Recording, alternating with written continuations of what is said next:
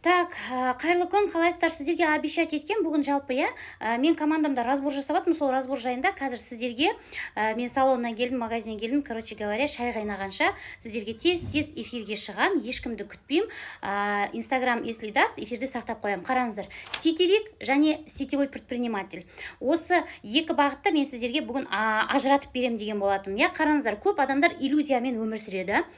Сетевой бизнеспен барлық адам заниматься етеді, дағы мен сетевой бизнеспен айналысып жүрмін, яғни мен предпринимательмін деп ойлайды. Но на самом деле қараңыздар, сіз өзіңізге өзіңіз аналитика жасап көріңіз. Егер де сіздің табысыңыз 50 000 теңге мен 150 000 теңгенің ортасында болса, сіз кішігірім сатылыммен ғана айналысып осы табысқа жетіп жүрсеңіздер, онда сіз сетевиксіз. Сіз әлі сетевой предприниматель емессіз деген сөз, Яғни, қараңыздар, бұндай адамдар обычно, басты қатырудың қажеті жоқ, көп нәрсеге бұлар инвестиция жасамайды, уақытпен де ақшамен де берілген жаңағы алгоритммен жұмыс жасайдағы просто өзіне қажеттілігін алып отырады. 50 000 мен 150 000 теңгенің ортасында ақша табады, и оларға это достаточно, Өйткені бұндай адамдар командамен жұмыс жасауға басты қатырғысы келмейді, команданы өсіруге басты қатырғысы келмейді, яғни белгілі бір сатылым техникасын, сатылым триггерларын игереді, и белгілі бір алгоритммен жұмыс жасап, просто өзінің қажеттілігін алып отырады. Все. Ал енді нағыз сетевой предприниматель деген қандай болады? Нағыз сетевой предприниматель деген өзінің қазіргі точкасын біледі, қай жерде тұрғанын, және де точка Б-ні ол анық біледі, ол точкаға бару үшін ол не істеу керек екенін біледі, және де надо будет полностью трансформироваться етіледі. Ол может быть внешний вид, может быть внутренний, может вообще жан-жағын, айналасын, вообще полностью трансформацияға дайын адам болады. Потому что сетевой предпринимательдер обычно трансформацияланған адамдар ғана бола алады. Қызым, сейчас подожди. Енді, так, не надо, уходи, сейчас я выйду, я буду твоя на 2 часа. Енді қараңыздар. Звук шықпай тұр ма? Не, вообще естіліп тұрған жоқ па? Естіліп тұр ма енді? Так, меня слышно или не слышно? Алдында айтқандарым естілді ма? Мен просто бүгін сетевой предпринимательдермен просто сетевиктерді айырмашылығын айтып отырмын сіздерге. Енді қараңыздар, нағыз сетевой предприниматель ол қандай адам? Ол қараңыздар, нағыз сетевой... Так, неге шықпай тұр, шығып тұр звук десем. Нағыз сетевой предприниматель ол полностью өзінің точка Б-сын біледі, және де цифрмен жұмыс жасай алатын адам болу керек. Өйткені біздің сетевой бизнеста, жалпы любой бизнеста, қараңыздар, сізге келген әр адам естілмей тұр ма? Почему? Что, совсем не слышно, что ли? Если слышно, дайте знать. Если не слышно, скажите не слышно, я қайтадан перезагружусь.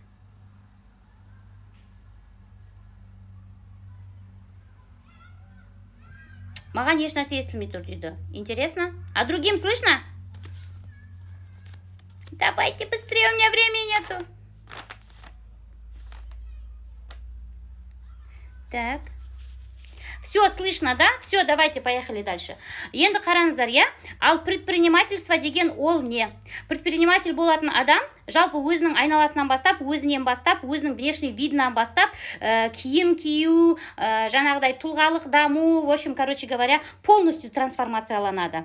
Потому что этот бизнес того требует. Сіздің полностью трансформацияланғаныңызды требовать ететін бизнес. Егер де сіз просто сетевик болғыңыз келсе, просто әшейін берілген жай ғана алгоритмді изучать етіп алып, сатылым триггермен сатылым техникасын мықты игеріп алып, интернетті мықты құрал ретінде пайдаланып, мынандай қылып сауда жасап, просто әшейін, просто сауда жасап ақша табуға болады. Сіз ол жерде предприниматель болмайсыз, сіз кәдімгідей сауда, просто интернет-магазин ұстайтын саудагер боласыз, яғни сетевик боласыз. Ал сетевой предприниматель деген ол үлкен командамен жұмыс жасайтын, ол масштабқа шығудан қорықпайтын, ол шетелмен жұмыс жасауға дайын, ол командасы үшін отқа да суға да түсе алатын сондай полностью трансформированный адам болу керек.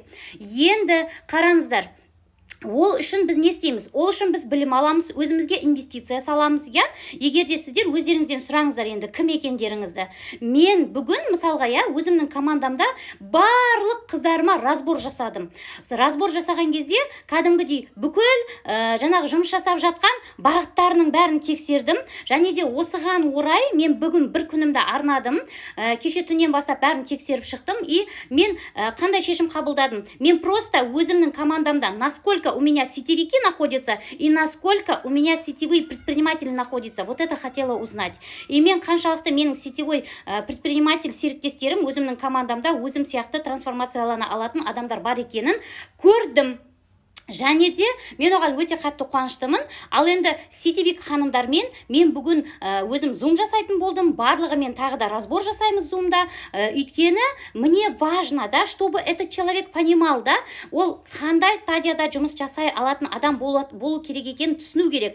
Не обязательно ақшалай инвестиция. Сіз уақытты беріп инвестиция жасауларыңыз керексіздер, я? Өйткені любой бизнесте шыдамдылықты требовать етеді. Любой жерде, мысалға, даже миллиондаған ақшалар біз дайын болған кезде ғана береді. Аллах тағала сондай шебер, біздің хотелкаларымызды жаппайды. Именно біз дайын кезде сол нәрселерді бізге қолымызға оп-оңай, жеп-жеңіл, надо будет үйімізге әкеп береді. Мен мысалға қазір, я, үйде отырып просто жер қазып, жаңағыдай үйді көрмей кетіп, жаңағы көптеген адамдар Кореяға, Америкаға, бір жерге, Турцияға барып жұмыс жасап жатыр ғой, я, мысалға, я, олай-ақ жұмыс жасамай-ақ өзіміздің осы қазақ елінде отырып, өзімнің қара шаңырағымда отырып, 5 баламның ортасында отырып, 11 айда 14 миллион теңгенің көлігін күйеуіме алып бердім. Және де қазір мен үйде отырым, миллиондар менің картама өздері келіп түсіп жатыр. Көрдіңіздер ма? Мінекей, до такой степени мен бұл жерде бірақ өзіме жауапкершілік алдым. Мен үлкен команда құрам деп өзім білдім. Точка Б-ні мен нақты көрдім. Және де сол точка Б-ға жету үшін надо будет трансформацию я полностью приняла, понимаете? Сіздер сол үшін дайын болу керексіздер. Мынау қазіргі отырған жерді өзгертпей, сіздерде ешқандай өзгеріс болмайды. Яғни біз не істейміз, я? Яғни біз қаншалықты уақытта жетуіміз керек, және де қаншалықты уақытта, насколько вы готовы трансформироваться, насколько вы готовы, да, өзіңізге жауапкершілік алып, өзіңізбен жұмыс жасау керексіздер. Өздеріңізді өзгертпей, айнала өзгермейді. Айнала өзгереді, өздеріңіз өзгересіздер, сіздердің табыстарыңыз өзгереді, я, понимаете? И мынау именно сетевой бизнес адамды тұлғалық дамытады. Бұл жерде не только біз сауда, не только компанияның мүмкіншілігін, не только интернетті, я, біз бұл жерде тұлғалық даму алуымыз керекпіз. Біз бұл жерде командамен жұмыс жасау, масштабқа шыққан командамен жұмыс жасау, я? Одан кейін ол команданың әр мүшесі кәдімгідей сізден, как сказать, даже менде қазір да мынандай болады да, что менің командамда емес қыздардың өзі, мысалға, менен солай вдохновляются, да, вот именно осындай адамға сіздер айналу керексіздер. Сетевой бизнесті, егер де сіздерге біреу айтатын болса, интернет-магазиніңді, жай магазиніңді интернет-магазинге ауыстырда предприниматель боласың деп, ол өте теріс ұғым. Бұл жерде сіздер уақытты инвестиция жасайсыздар. Бұл жерде сіздер әр адаммен сөйлескен кезде өздеріңіздің подачаларыңызды байқайсыздар. Қараңыздар, я? Қаншалықты крутой предприниматель болсаңыз да, сіз егер адамға келші, давай, мен саған үйретем, приходи ко мне дейтін болсаңыздар, пожалуйста, мені тыңдашы, звондап, пожалуйста, давай, Гуля, рахат, кездесейікші, күшті әңгіме бар деп, егер де сіздер бизнестарыңызды тықпалайтын болсаңыздар, это уже не предпринимательство. Предпринимательство тогда, когда адам сізге келеді, Ақбота, мені үйретіңізші, Ақбота, мен сіздің инстаграмыңызды қарап түнмен ұйықтамадым, Ақбота, мен сіздің YouTube каналыңызды 3 сутка бойы қарадым, енді мені командаңызға алып мені үйретіңізші, мені де тура осындай нәтижеге жеткізіңізші, мен осылай өзгергім келеді, мен дайынмын, мен өзімнің қазіргі точка А, міне мынандай, және де точка Б-ні мен осындай уақытта осылай жеткім келеді деген кезде мен ол адамға айтамын да, қараңыз, точка А-ныз осындай ма, точка Б-ні сіз қалап тұрсыз ба, енді ол точка Б-ға жету үшін бізде қазір уақыт инвестициясы болады, және де бізде қаншалықты осындай декомпозициямен жұмыс жасаймыз, цифрларды айтып, я, ол адам, мен мысалға, я, өткенде бір предприниматель менен сұрады, қалай үйде отырған әйел 14 миллион теңге машинасын алды 11 айда. Мен айттым, мен 1000 отказ алдым. 1000 отказ алған кезде мен 14 миллион теңгенің машинасы маған келді.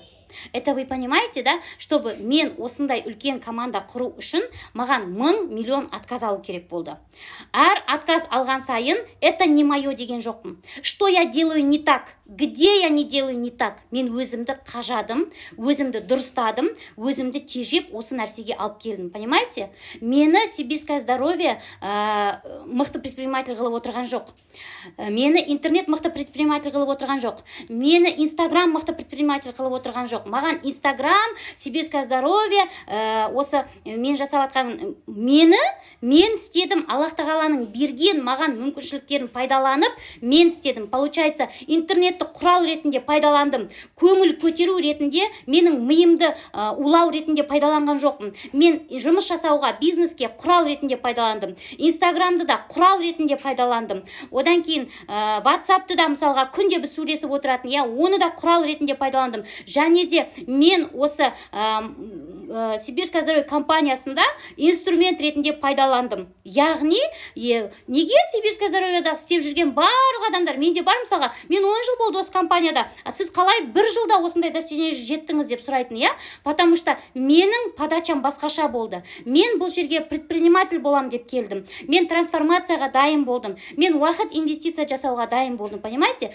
Мен отказдар алуға да дайын болдым. Мен өзім жұмыс жасап, сол себепті солай өзгеруімнің арқасында осындай дәрежеге жеттім. Енді сіздер өздеріңізден сұраңыздар. Эфирді басынан бастап қараңыздар, қазір сақтап қоям. Сіз сетевой предпринимательсіз ба? Жоқ, әлде сіз сетевиксіз ба? Осы екеуін айырып алып, дұрыстап жұмыс жасамасаңыздар, кірісіп өздеріңіз, сіздерде сол өздеріңізді алдап, иллюзияда өмір сүріп жүре бересіздер. Понимаете? Өмір өтіп жатыр. Шешімді қабылдайтын сіз. Аллах тағала мүмкіншілікті барлығымызға бірдей етіп беріп жатыр. Тек қана шешім қабылдауды ғана бізге берді. Понимаете? Так, сізде, егер де менің командамда болмасаңыз, дәл осындай трансформацияланып, өміріңізді 1 жылдың ішінде өзгерткіңіз келсе, барлық армандарыңыз өзіңізге, үйіңізге, шаңырағыңызға, алақаныңызға Алладан битіп келгенін қаласаңыздар, сізге де дәл осы бағытта жұмыс жасау керек. Дәл қай жерім дұрыс емес, қалай өзіме инвестиция жасаймын. Егер де білмей жатқан жеріңіз болса, ақшалай инвестиция жасай алатын болсаңыз, ақшалай инвестиция жасаңыз өзіңізге. Уақыт инвестициясы керек болса, уақыт инвестиция жасаңыз. Но бірақ ни в коем случае уақытты бос өткізбеңіздер. Бос өтіп кететін уақыт, бізде и так уақыт өтіп кетті. Біз по-любому уже жасармаймыз. Бізге тез берілген мүмкіншіліктерді пайдаланып, нәтижеге жетіп, балаларымызға мұра қалдыратындай ата-ана болуымыз керекпіз. Потому что мен мысалға қазір осы 1 жылдың ішінде өзімнің бала шағама мұра болып қалатын бизнес жасап алдым. Және де мен қазір осылай өзіме уақытты ақшалай инвестиция салғаныма еш өкінбеймін. Потому что мен трансформацияға дайын болдым. Мен сетевик, жай қатардағы сетевик емес, тек қана саудамен айналысып, тек қана бір алгоритмда отырып емес, мен масштабно өсуге дайын болып келдім бұл жерге. В общем, солай, мен шайым қайнады. Всех люблю, обнимаю. Давайте пока-пока. Мен әлі зумға дайындалым керек. Сіздерге пайдалы ақпарат бердім деген ойдамын. Өздеріңіздің ойларыңызбен тағы да осы видеоның астына комментариймен бөлісіңіздер. Саламатсыз Бақбота ханым, керемет айтыңыз. Сізден мотивация аламын, сізді тыңдасам. Супер. Аллах тағала барлықтарыңыздың әр істеріңізді ризықты берекелі етсін. Әр сәтімізбен наслаждаться етіңіздер.